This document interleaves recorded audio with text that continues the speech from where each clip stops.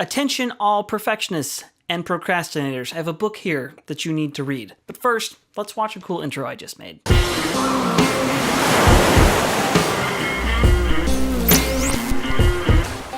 I've always wanted to be a reader. I'm sure you've heard it said before, leaders are readers. Of the Fortune 500 CEOs, all of them read at least a book a month. My guess is it's probably not just getting information from books, but it's being the kind of self-disciplined person that makes those kind of people truly successful. So a friend of mine and I started reading a book a month, and it just so happens that the first one we read was a game changer for me. It turns out finish was a perfect way to start my year.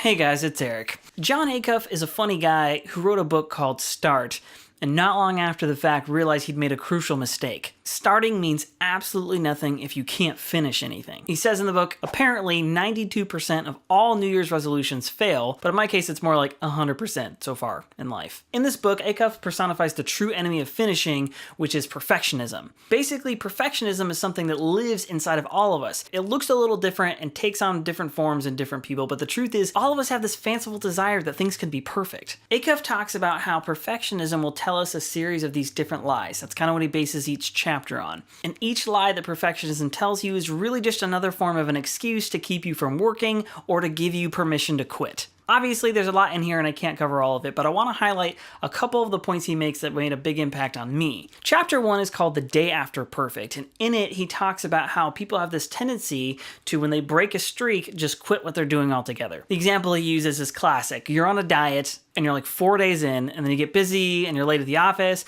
and somebody hands you a maple bar or a donut, and you smash that thing, and you get home and you're like, dude, screw it. I can't do this diet anymore, it's just not for me. That's just a form of perfectionism. There's no reason why you can't just say, oops, I messed up, pick back up on the diet, but we have this weird tendency not to do that. I have it worse, I think, maybe than most. Okay, when I was a kid, I had a gray, Gameboy in the old school Pokemon game. It was my favorite game, hands down. The secret is, I never beat it. I spent probably hundreds of hours playing that game, and I never even saw the final levels. This thing would happen to me where I'd get a little ways in, and I'd think to myself, you know what?